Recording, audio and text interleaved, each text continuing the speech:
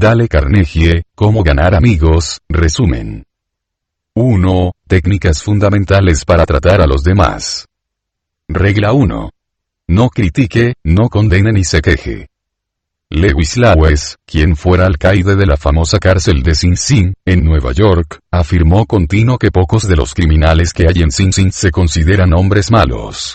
Tal es la naturaleza humana, que permite afirmar que 99 veces de cada 100, ningún hombre se critica a sí mismo, por grandes que sean sus errores, y que, por el contrario, aprovecha el menor pretexto para descargar en otros sus críticas más acérrimas. Pero además de ser peligrosas porque lastiman el orgullo, socavan la autoestima y hacen emerger el resentimiento, las críticas son inútiles, pues en lugar de provocar cambios duraderos, ponen al criticado a la defensiva y listo para justificarse. Son miles las páginas de la historia donde encontrar ejemplos de la inutilidad de la crítica. Lincoln lo supo y por eso dijo: no juzgues si no quieres ser juzgado, y cuando otras personas hablaban duramente de la gente del sur de los Estados Unidos, él respondía: no los censuréis. Son tal como seríamos nosotros en circunstancias similares. Cualquiera puede criticar, censurar y quejarse, y casi todos los tontos lo hacen. Pero se necesita carácter y dominio de sí mismo para ser comprensivo y capaz de perdonar. En lugar de condenar a la gente, intente comprenderla. Regla 2. Demuestre aprecio honrado y sincero. John Dewey sostenía que el impulso más profundo de la naturaleza humana es el deseo de ser importante. Sin ese anhelo, que llevó a Colón a reclamar el título de almirante del océano y virrey de las Indias, que hizo que Catalina la Grande se negara a abrir las cartas que no estuvieran dirigidas a su majestad imperial o que Washington se hiciera llamar su grandeza, el presidente de los Estados Unidos, sin ese anhelo que ha inspirado siempre a pensadores y artistas inmortales, nuestra civilización no habría sido posible. Alfred Lund, uno de los actores más destacados de su época, declaró: nada hay que yo necesite tanto como alimento para mi propia estima. Cada persona satisface su deseo de ser alguien de una forma diferente y esa es la característica que mejor define su carácter.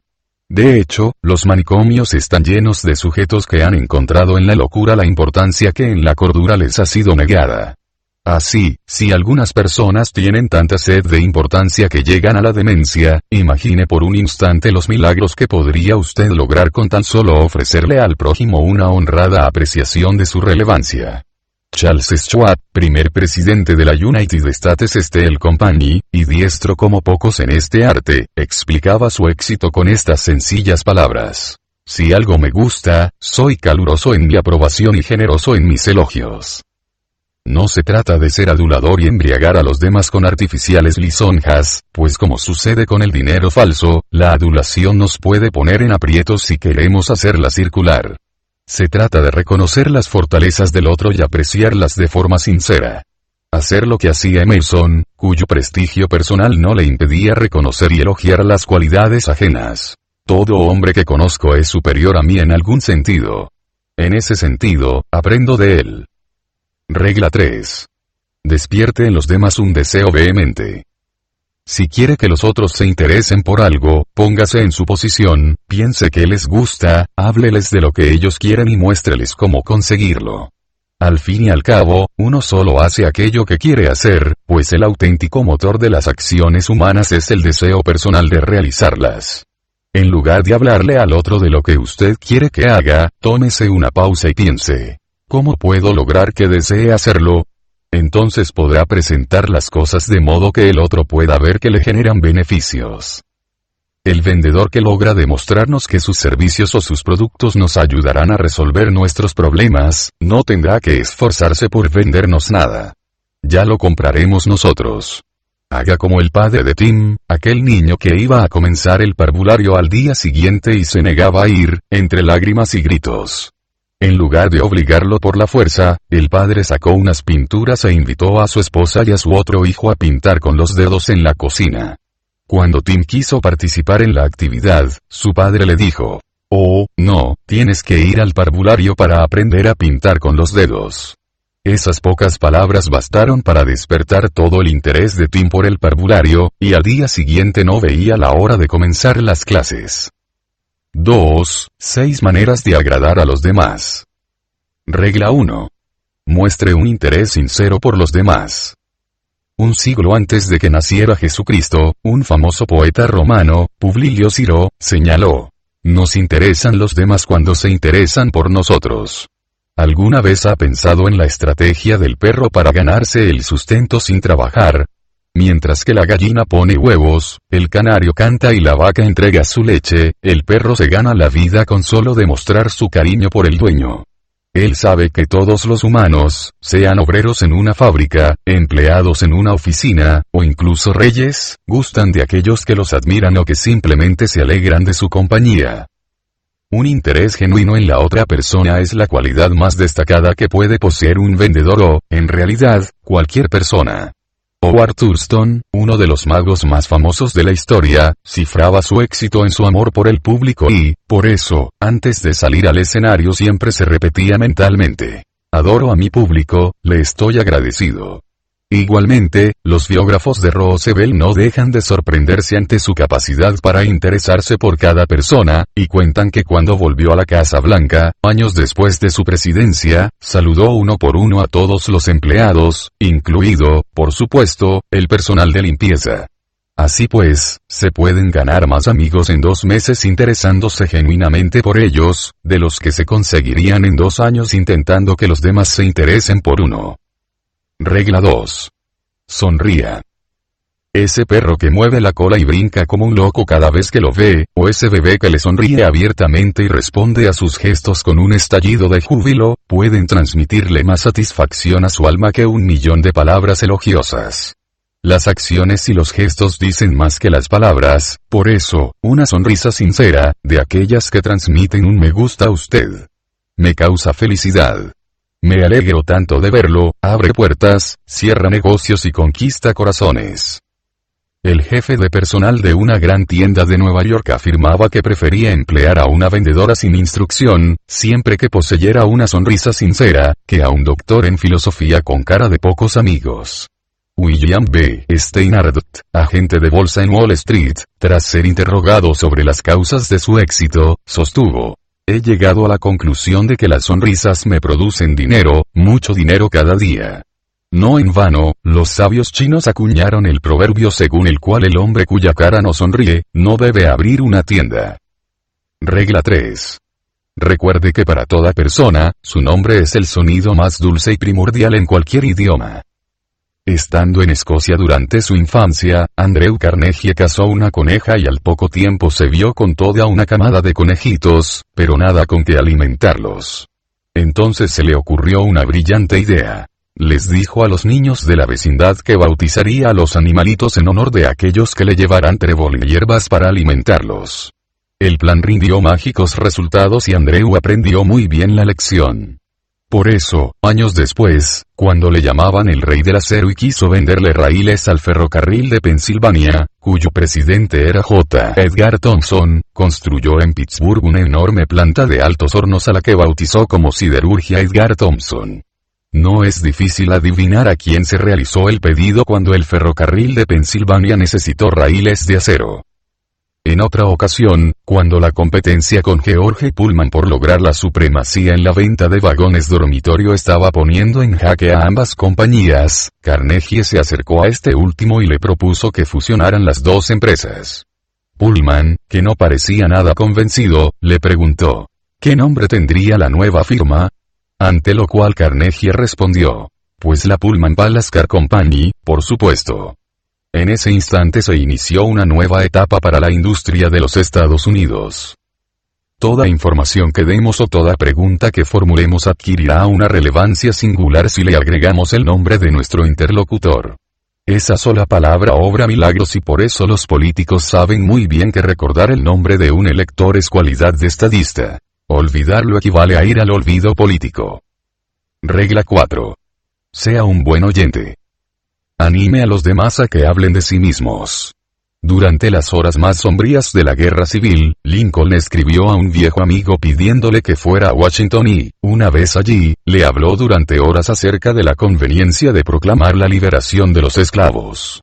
tras exponerle todos los argumentos a favor y en contra de tal decisión, y leerle artículos periodísticos y cartas que lo censuraban por no liberar a los esclavos o por el temor de que los liberara, Lincoln estrechó la mano de su viejo amigo, se despidió de él y lo envió de regreso a Illinois, sin haberle pedido consejo ni preguntarle siquiera su opinión. Lincoln solo quería un oyente amigo, comprensivo, ante quien volcar sus ideas. Lo mismo que buscamos nosotros cuando estamos en dificultades. Lo mismo que, por lo general, busca el cliente irritado, el empleado insatisfecho o el amigo disgustado. Muchas personas llaman a un médico cuando lo que necesitan es alguien que los escuche, afirmaba un artículo de selecciones del Reader's Digest. El quejica crónico, e incluso el crítico más violento, tenderán a suavizarse en presencia de un oyente que muestre paciencia y simpatía. Según Charles W. Eliot, quien fuera presidente de Harvard, no hay misterios en una feliz conversación de negocios, es muy importante prestar atención exclusiva a la persona que habla. No hay nada más halagador que eso. Regla 5. Hable siempre de lo que interese a los demás. Cada vez que Roosevelt esperaba a un visitante, se quedaba hasta muy tarde, la noche anterior a su llegada, instruyéndose en el tema sobre el cual sabía que se interesaba particularmente el huésped esperado. Porque Roosevelt no ignoraba que el camino más corto hasta el corazón de otra persona consiste en hablarle de las cosas que le son más preciadas. Empresarios, vendedores y maestros han encontrado con asombro los grandes frutos que se obtienen cuando se logra establecer un vínculo sincero con los intereses del interlocutor. Regla 6. Haga que la otra persona se sienta importante, y hágalo sinceramente. Casi todas las personas con las que tropieza se sienten superiores a usted en algún sentido, y un camino seguro para llegarles al corazón es hacerles comprender, de un modo muy sutil, que usted reconoce su importancia, y la reconoce sinceramente. Disraeli, uno de los hombres más astutos que han gobernado el Imperio Británico, afirmaba lo siguiente: hábleles a las personas de ellos mismos y lo escucharán durante horas. 3. Técnicas para lograr que otros piensen como usted. Regla 1. La única forma de salir ganando en una discusión es evitándola.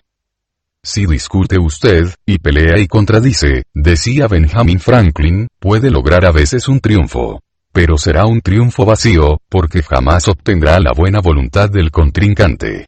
Solo hay una forma de ganar una discusión y esa forma es evitarla, como se evitaría una serpiente de cascabel o un terremoto.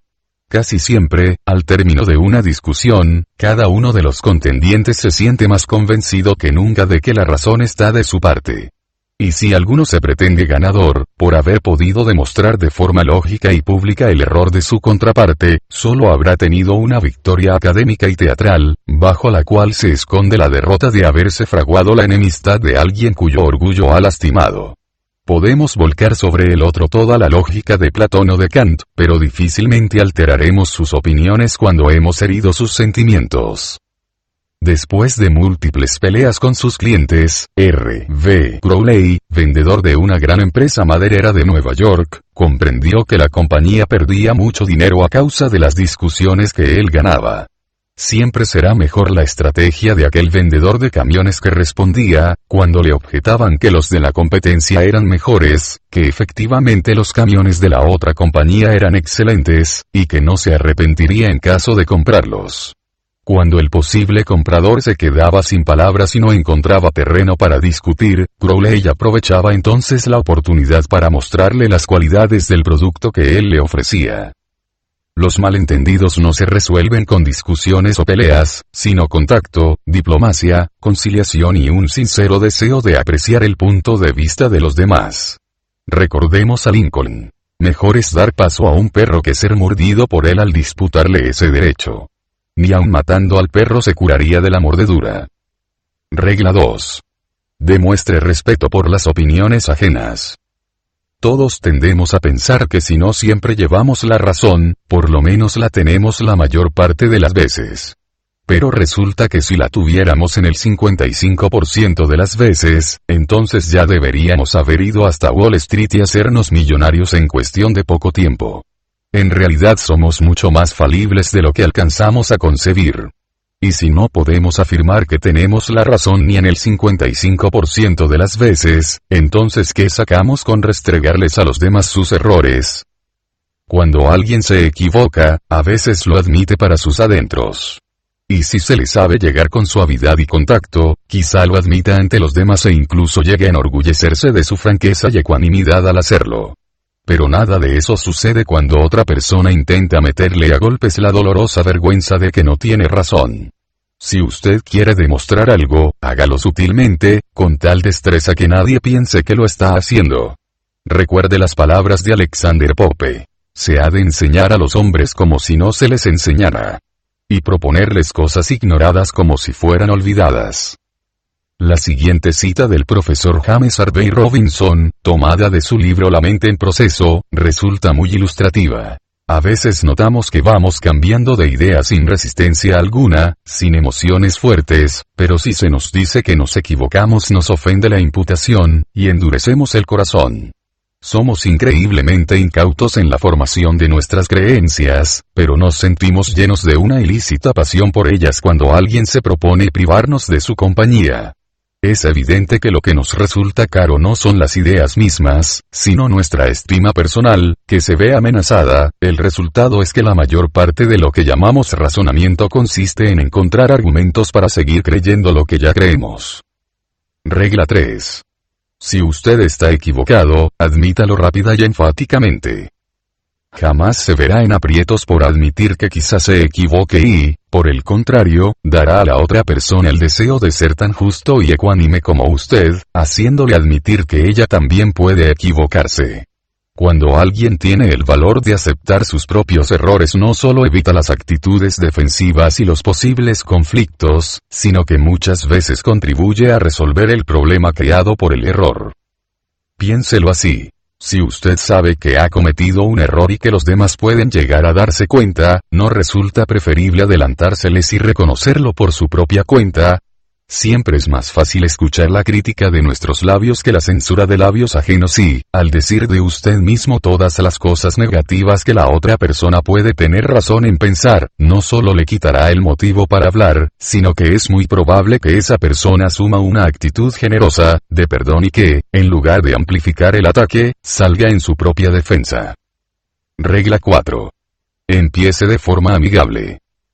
Tras una de las huelgas más cruentas en la historia de la industria norteamericana, en la que los belicosos mineros de la Colorado Fuel Iron Company exigían un aumento salarial, y después del elevado saldo de destrucción, de heridos y hasta de muertos al intervenir el ejército, su presidente Rockefeller decidió personarse en el lugar de los hechos.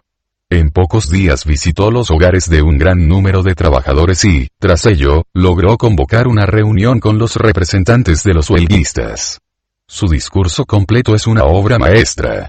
A esas personas que querían colgarlo de un árbol, Rockefeller les dirigió las palabras más gentiles y amistosas que alguien pudiera pronunciar.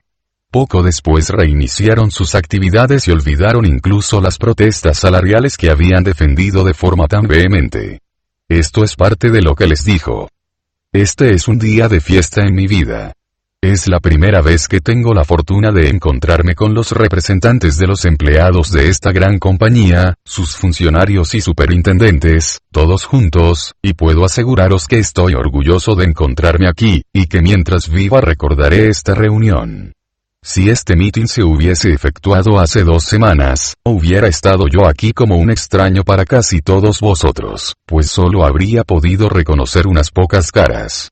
Pero he tenido la oportunidad de visitar durante la última semana todos los campamentos en las minas del sur y de hablar individualmente con casi todos los representantes, salvo los que se habían marchado. Después de visitaros en vuestros hogares, y de conocer a muchas de vuestras esposas e hijos, no nos reunimos aquí como extraños, sino como amigos, y en ese espíritu de mutua amistad me complace tener esta oportunidad de discutir con vosotros acerca de nuestros intereses comunes. Una vieja máxima reza que se atrapan más moscas con una gota de miel que con un barril de hiel. ¿Qué habría sucedido si Rockefeller hubiese decidido apelar a las más grandes teorías económicas y a cálculos de absoluta precisión para demostrar a sus empleados que sus peticiones eran imposibles de satisfacer? Regla 5. consiga que la otra persona diga sí, sí, e inmediatamente. Evite que su interlocutor diga que no en un principio, pues, como afirmó el profesor Overstreet, cuando una persona ha dicho no, todo el orgullo que hay en su personalidad exige que sea consecuente consigo mismo. Tal vez comprenda más tarde que ese no fue un error. Pero de todos modos tiene que tener en cuenta su preciado orgullo. Cuantos más síes puedan obtenerse desde el inicio, mayores serán las probabilidades de captar la atención del interlocutor para plantearle la proposición final. Tal era la estrategia de Sócrates. El gran filósofo era demasiado sagaz como para decirles a los demás que se equivocaban. Toda su técnica, conocida hoy en día como el método socrático, se basaba en la obtención de respuestas afirmativas. Sócrates iba haciendo preguntas que sabía que su interlocutor respondería afirmativamente. Así, iba ganando una afirmación tras otra, hasta obtener una considerable cantidad de síes a su favor. Entonces seguía preguntando hasta que al final, y casi sin notar cómo, su interlocutor se veía llegando a una conclusión que pocos minutos antes habría rechazado de forma enérgica. Regla 6. Permita que la otra persona sea la que más hable. Cuando uno de los grandes fabricantes de coches de los Estados Unidos realizaba el proceso de selección para adquirir las telas con las que tapizaría sus autos, el representante de una de las empresas concursantes, que había realizado un largo viaje y había preparado minuciosamente su presentación, llegó sin voz a la entrevista con los directivos de la empresa automotriz. Al entrar a la sala de juntas, sacó un papel y escribió: «Señores, he perdido la voz, no podré hablar». Entonces el director de la empresa le dijo que no se preocupara, que hablaría por él. Y al ocupar su posición, no solo se encargó de presentar las virtudes de sus telas, sino que respondió con acierto a las diferentes objeciones que los otros miembros plantearon. El vendedor, que se había limitado a asentir con la cabeza, firmó esa tarde el contrato más cuantioso de su vida. 1.000.000 de metros de tela para tapizados. Regla 7. Permita que la otra persona sienta que la idea es de ella. Ralph Waldo Emerson dejó escrito lo siguiente en uno de sus ensayos: en todo trabajo de genio reconocemos nuestras propias ideas desechadas. Vuelven a nosotros con cierta majestad ajena. Entonces, cuando intentamos persuadir a otro frente a una idea que hemos tenido, ¿no sería mejor presentársela mediante sugestiones para que él mismo llegue a ella y la asuma como propia? Eso lo sabía muy bien el coronel Edward H. House, que supo otorgarle, de forma humilde y discreta, la autoría de sus ideas sobre la gestión de los asuntos nacionales e internacionales al presidente Woodrow Wilson y se ganó el lugar más privilegiado entre los asesores de este último. Una vez que llegué a conocer bien al presidente, escribió el propio House, supe que el mejor medio para convertirlo a cualquier idea era introducirla en su cabeza, sin darle importancia, pero de tal forma que despertara su interés, a fin de que él empezara a pensar en ella por su propia cuenta. Las palabras que pronunció el sabio chino Lao Tse hace 25 siglos recogen esta actitud y encierran una sabiduría inigualable. La razón por la cual los ríos y los mares reciben el homenaje de 100 torrentes de la montaña es que se mantienen por debajo de ellos. Así son capaces de reinar sobre todos los torrentes de la montaña. De igual modo, el sabio que desea estar por encima de los hombres se coloca debajo de ellos. El que quiere estar delante de ellos, se coloca detrás. De esa manera, aunque su lugar esté por encima de los hombres, estos no sienten su peso. Regla 8. Trate de ver honradamente las cosas desde el punto de vista de la otra persona. Cuando le preguntaron a Martin Luther King cómo podía él, siendo un pacifista, admirar al general de la Fuerza Aérea Daniel Chapier James, este respondió con sabiduría: juzgo a la gente por sus principios, no por los míos. Cuando se quiere persuadir a alguien para que haga algo, las órdenes e imposiciones suelen ser inútiles y, por lo general, sus efectos no duran mucho más de lo que dura la presencia de la figura de autoridad. Cada uno de nosotros tiene siempre una serie de razones por las cuales piensa lo que piensa y hace lo que hace.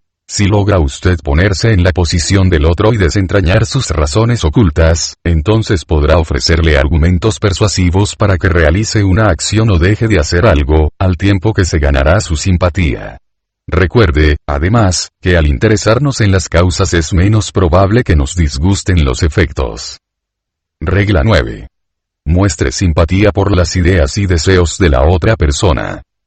La señora Norris, profesora de piano, encontró que Babette tenía cierto talento musical, pero supo que jamás llegaría a tocar bien el piano por culpa de aquellas largas uñas que ella cuidaba como si se tratase de un tesoro.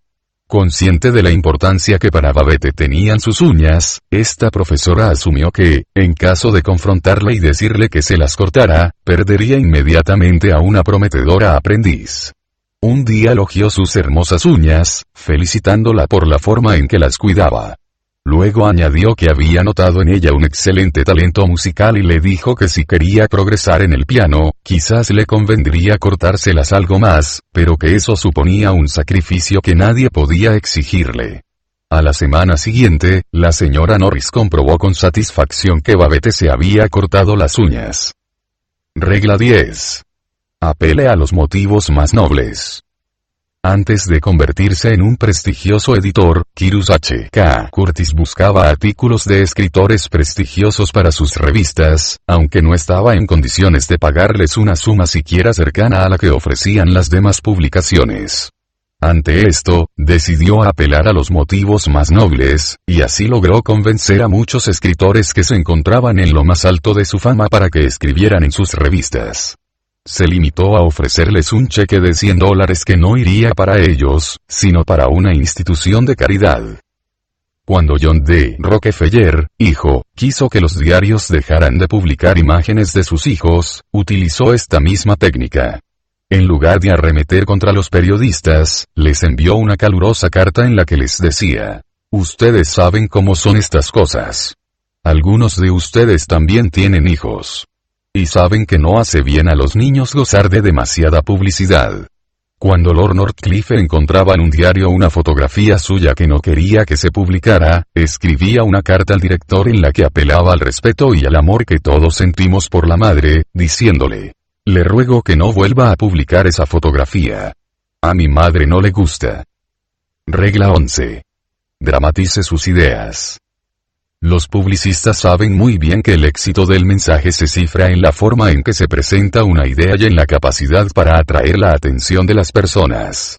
Vivimos en el tiempo de la dramatización, el cine, la televisión, y los medios lo hacen continuamente. Las meras palabras ya no suelen ser suficientes para despertar el interés. Hay que acompañarlas con gestos, con actos, con imágenes. Los fabricantes de un nuevo veneno para ratas, claramente conscientes de ese hecho, entregaron a los comerciantes un exhibidor para el escaparate con 2 ratas vivas dentro. La semana en que esas ratas se mostraron, las ventas se multiplicaron por 5. Regla 12. Lance, contacto, un reto amable. Charles Schwab, jefe de una fábrica cuyo personal rendía muy por debajo del nivel esperado, visitó la planta una tarde y tras preguntar cuántas cargas de horno había realizado el turno de día, pidió una tiza y trazó un gran 6 en el suelo. Cuando llegaron los trabajadores del turno de noche preguntaron qué significaba ese número, a lo que les respondieron que el gran jefe había estado allí y había dejado escrita la cantidad de cargas realizadas por el turno de día. A la mañana siguiente, Schwab volvió al taller y vio que los trabajadores de la noche habían borrado el 6 y en su lugar habían dibujado un enorme 7. Cuando los trabajadores de la jornada diurna lo vieron, en lugar de avergonzarse se llenaron de coraje y unas horas después lo borraban para escribir en su lugar un 12 aún más grande. Schwab no tuvo que decir ni una sola palabra, pero en pocos días la producción de su fábrica se había multiplicado de forma asombrosa.